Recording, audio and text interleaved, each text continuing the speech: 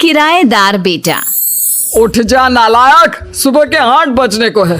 तुझे एग्जाम नहीं देना क्या? थोड़ी देर और सोने दीजिए ना पापा। तू उठता या फिर मैं तेरे ऊपर पानी फेंकूं? रोज गधों की तरह सोता रहता है। पेपर की कोई टेंशन ही नहीं है।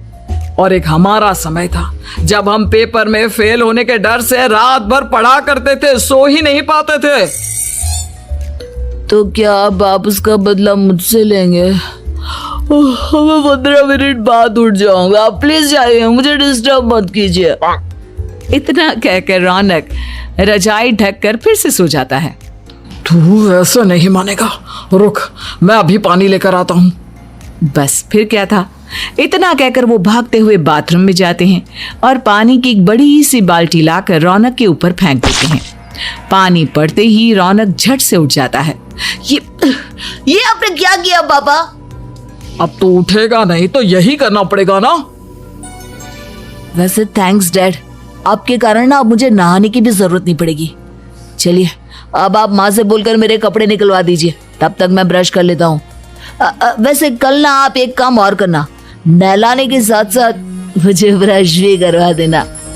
ये ब्रश करने में ना मुझे बहुत आलस आता है। रौनक की बातों से अरविंद का मुंह खुला का खुला रह जाता है। वो अपनी पत्नी कमला के पास जाता है और रौनक की हरकतों के बारे में बताता है, जिसे सुन उसकी पत्नी हंसने लगती है। तुम अपने बेटे को समझाने के बजाय हंस रही हो।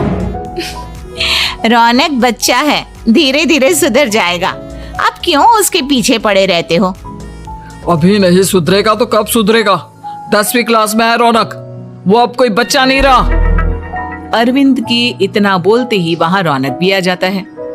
क्या डैड, मैंने आपको एक काम दिया था, वो भी नहीं हुआ आपसे। अरे क्या हुआ बेटा? माँ, मैंने डैड से बोला था कि वो आपको बोलकर मेरे स्कूल की यूनिफॉर्म निकाल दे, लेकिन मेरे पीछे पड़ने के अलावा इनसे एक काम ढंग से नहीं होता। देख रही हो कमला, देख रही हो अपने लाडले को? अरे आप चुप रहिए जी। चलो बेटा, मैं तुम्हें कपड़े निकाल कर दे देती हूँ। बस ऐसे ही साल पर साल बीतते जाते हैं, लेकिन रौनक के रवैये में कोई बदलाव नहीं आता। वो पहले से भी ज्यादा आलसी और पूरी तरह अपने माता पिता पर निर्भर हो जाता है। 2 साल बाद पता नहीं कहाँ गायब रहता है पूरे दिन। अब तक तो आ जाना चाहिए था। अरे आप इतनी फिक्र क्यों कर रहे हैं उसकी? दोस्तों के साथ खेल रहा होगा, आ जाएगा अभी। ये कोई टाइम है खेलने का? 10 बजने वाले हैं, इतनी रात में कौन खेलता है? कमला कुछ कहती उससे पहले ही रौनक वहां आ जाता है। मम्मी जल्दी से खाना लगा दो, बहुत भूख लग रही है। तुम्हें तब तक खाना नहीं मिलेगा जब तक तुम बता नहीं देते कि इतनी रात गए कहां से आ रहे हो। ओ प्लीज डैड, अब आप एसी पे प्रद्युमन बनकर मेरे सर पर बंदूक लेकर मत बैठ जाना। अपनी फालतू की बकवास बंद कर और बता कहां से आ रहा है। माँ अब समझाइए ना डैड को। बता देना बेटा, इनको भी तसल्ली हो जाएगी। आप बोल रही हैं तो बता देता हूँ। मैं दोस्तों के साथ मूवी देखने गया था, इसलिए देर हो गई। तो इन सब चीजों में मेरे पैसे उड़ाता है। कभी 1 रुपया कमाने के बारे में सोचा है तूने? जब देखो हवा की तरह पैसे उड़ाता रहता है। माँ अब आप इन्हें चुप करा दीजिए, वरना ना मुझे गुस्सा आ जाएगा। अच्छा क्या कर लेगा? बता ना क्या कर लेगा तू? वैसे बात तो ठीक ही है, मैं कर ही क्या सकता हूँ। पैसे तो फिर भी मैं आपसे ही मांगूंगा ना।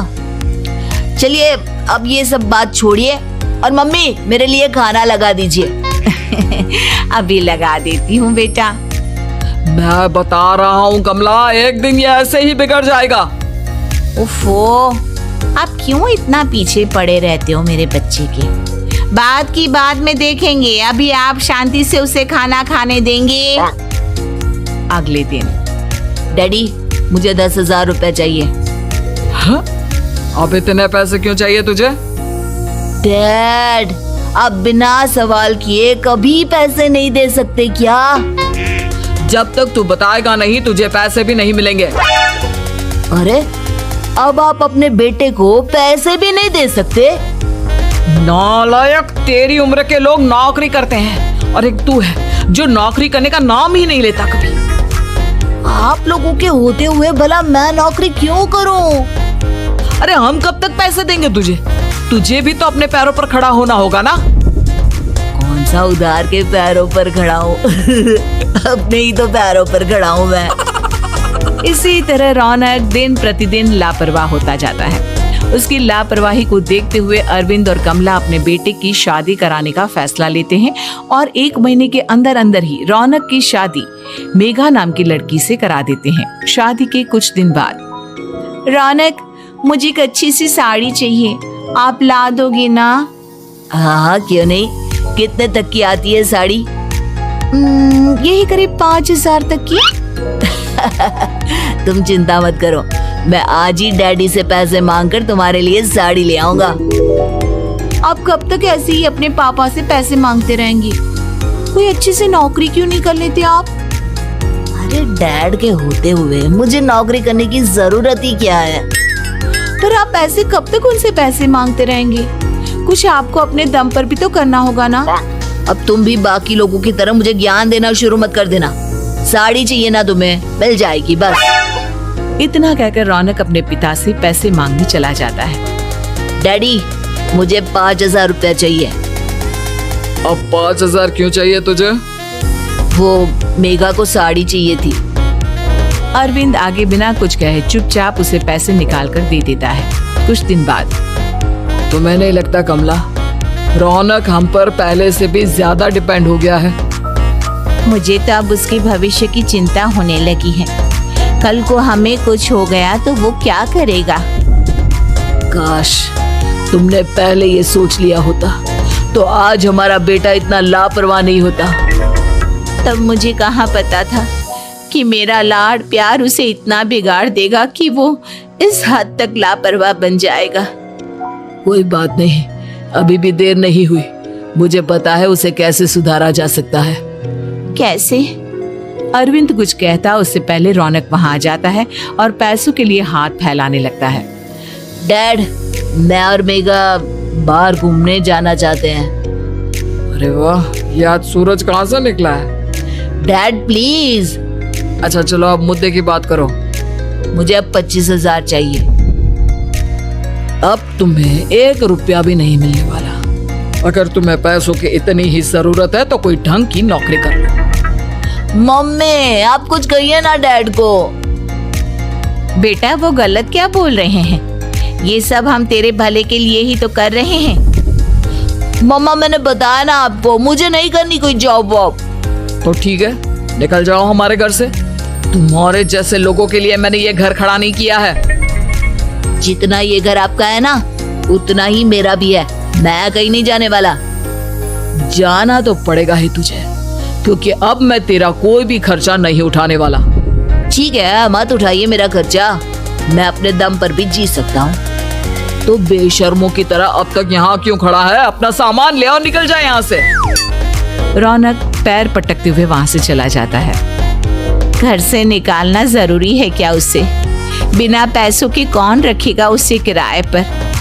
अगर उसका भविष्य सुधारना है तो हमें अपने दिल पर पत्थर रखकर ये कदम उठाना ही होगा। दोनों बात कर रहे होते हैं कि रौनक अपनी पत्नी के साथ एक बड़ा सा बैग लेकर घर से निकल जाता है, लेकिन घर से बाहर उसे कोई भी मुफ्त में अपने घर किराए पर नहीं रखता। अंत में थक हार कर वो फिर से अपने घर चला जाता है। क्या हुआ?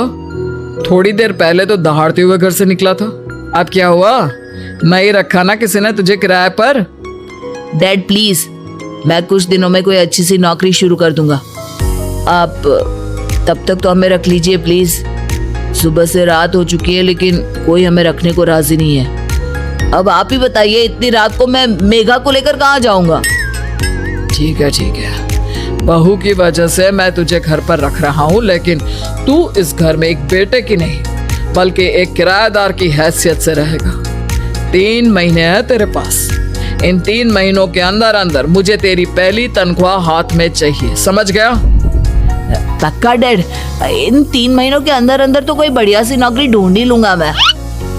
ऐसे ही धीरे धीरे समय बीतने लगता है और अरविंद के दिए 3 महीनों में से 2 महीने बीत चुके होते हैं। पापा जी ने हमें 3 महीने दिए थे, जिसमें से 2 महीने तो बीत चुके हैं। अब ये आखिरी महीना बचा है।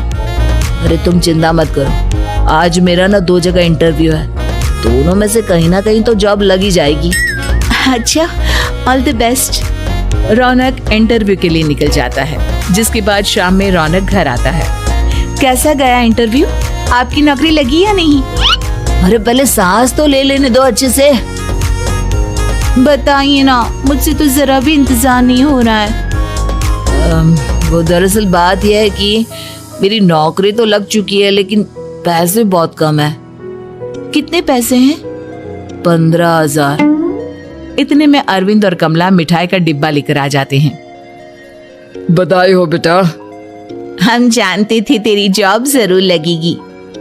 लेकिन मेरी सैलरी बहुत कम है मम्मा। कम है तो क्या हुआ, धीरे धीरे बढ़ जाएगी। हाँ बेटा, हम तो बस चाहते थे कि तू अपने पैरों पर खड़ा हो जाए। मतलब अब आप मुझे घर से नहीं निकालेंगे? नहीं, ये सब हमने तुझे जिम्मेदार इंसान बनाने के लिए किया था। Thank you mummy papa. अगर आप दोनों ऐसा नहीं करते तो मुझे कभी अपनी जिम्मेदारियों का एहसास तक नहीं होता। आज आपने मुझे सिखा दिया कि इंसान का अपने पैरों पर खड़ा होना भी जरूरी होता है। इतना कहकर रौनक झट से अपने माता पिता के गले लग जाता है और अपनी कमाई की पहली तनख्वाह वो अपने माता पिता के हाथ में सौंपता है। इस तरह रौनक एक गैर जिम्मेदार व्यक्ति से एक जिम्मेदार व्यक्ति बन जाता है।